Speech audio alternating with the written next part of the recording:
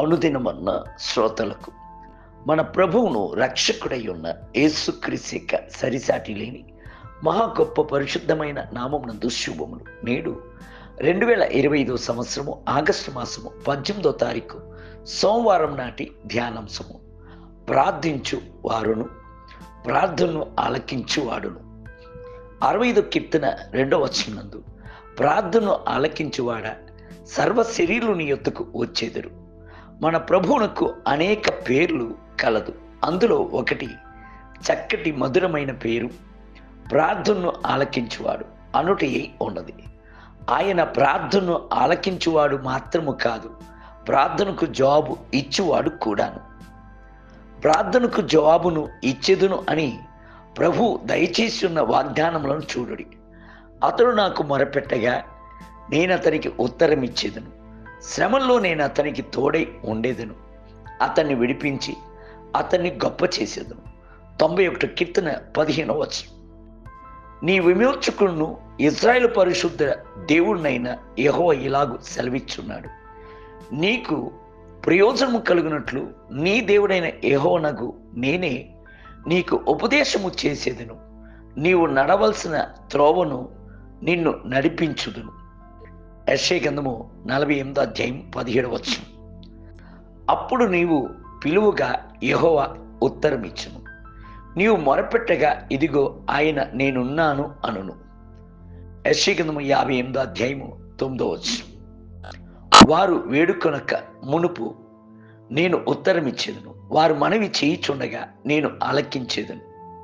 యెషయా గ్రంథము 65వ అధ్యాయము 24వ వచనం.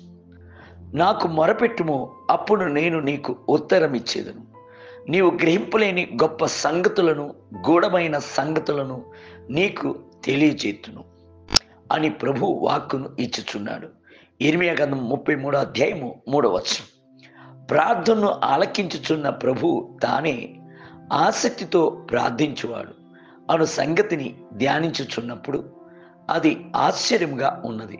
క్రీస్తు ఈ లోకమునందు జీవించుచున్నప్పుడు మనకు మాదిరికరమును చూపించినట్లు ప్రార్థించి మనము వెంబడింపవలసిన అడుగుజాడలను ఉంచి వెళ్ళాను. పేతురు రాసిన మొదటి పత్రిక 2వ అధ్యాయము 21వ వచనం. ప్రార్థించుచున్న ఆ యేసును గమనించి చూడుడి. ఎవరెవరైతే ప్రార్థించవలను అని దప్పికతోనూ వాంఛతోనూ ప్రభు యొక్క పాదముల చెంతకు వచ్చుచున్నారు, అట్టి వారిపై ప్రభు ప్రార్థన ఆత్మను విజ్ఞాపన ఆత్మను కుమ్మరించుచున్నాడు. జకర్యా గ్రంథము 12వ అధ్యాయము 10వ వచనం.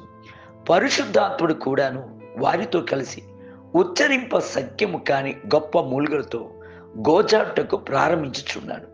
రోమిలకు రాసిన పత్రిక 8వ అధ్యాయం 26వ వచనం. మోకరించుచున్నప్పుడు అంతయును నాతో కలిసి ప్రార్థించుడి అని ప్రభు పిలుచుచున్న శబ్దము మీ యొక్క చెవుల యందు వినబడవలెను.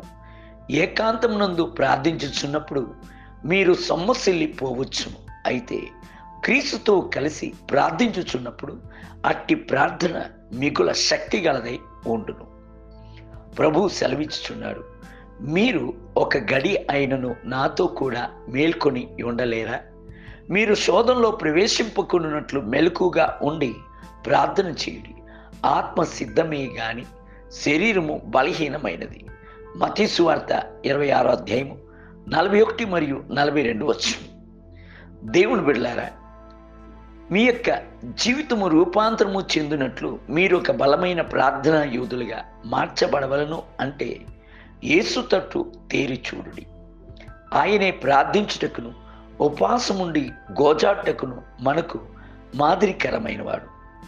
నేటి ధ్యానమునకై గనుక మనము కనికరింపబడి సమయోచితమైన సహాయము కొరకు కృప పొందినట్లు ధైర్యముతో కృపాసనమునొద్దకు చేరుదుము. హెబ్రీయులకు రాసిన పత్రిక 4వ అధ్యాయము 16వ వచనం. నేటి వేద పట్టణము ఉదయం కీర్తన గ్రంథము 100, 101 మరియు 102 అధ్యాయములు. సాయంత్రము కొరింథీయులకు రాసిన మొదటి పత్రిక 1వ అధ్యాయము. ప్రభు మిమ్ములను దీవించునుగాక. ఆమేన్.